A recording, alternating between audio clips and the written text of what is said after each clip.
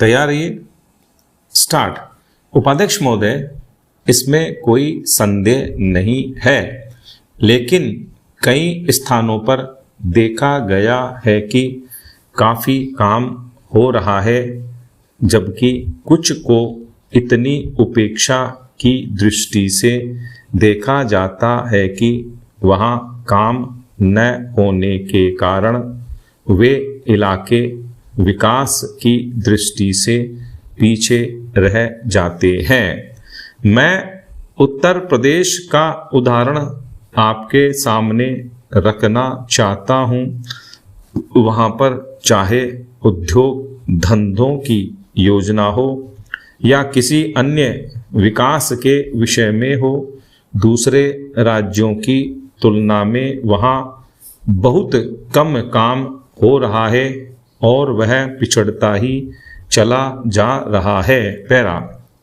माननीय अध्यक्ष महोदय, इस विधेयक के संबंध में इस सदन के इधर के बैठने वाले लोगों ने और उधर के बैठने वाले लोगों ने बहुत सी बातें कही हैं।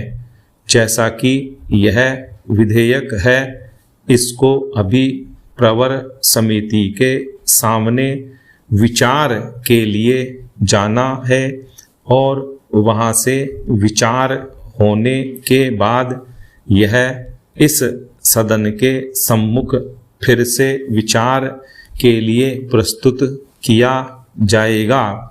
तब माननीय सदस्यों को पूरे तरीके से यह अधिकार होगा कि जहाँ तक इसके अनुबंधों का संबंध है उसमें परिवर्तन कर सकते हैं या उनको हटा सकते हैं।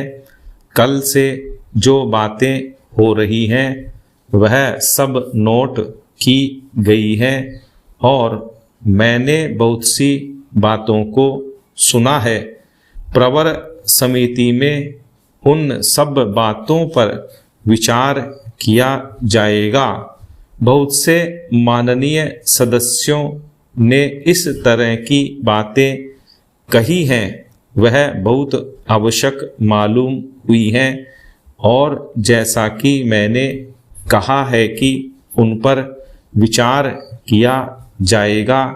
जहाँ तक सहकारिता का संबंध है, चाहे इधर के बैठने वाले माननीय सदस्य हों, चाहे उधर के बैठने वाले माननीय सदस्य हों, सबकी यह मांग है कि जब हम जनतंत्र में विश्वास करते हैं और अपने यहाँ प्रजातांत्रिक प्रणाली कायम कर ली है और जबकि देश में गरीबी है और उसका गलत लाभ भी उठाया जाता है, तब सहकारिता की बहुत आवश्यकता है।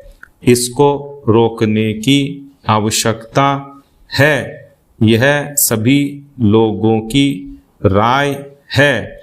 जहाँ तक इस सहकारी विधेयक का संबंध है, बहुत से माननीय सदस्यों ने बहुत सी बातें इसके संबंध में कही है। मैं सब बातों का विवरण में तो उत्तर नहीं दे सकता हूँ, लेकिन मैं थोड़े में खास बातों का उत्तर देने की कोशिश करूँगा। जैसा मैंने अभी कहा, जब हमने अपने यहाँ जनतंत्र कायम किया है तो हमें अपने समाज के ढांचे को बदलना पड़ेगा। स्टॉप।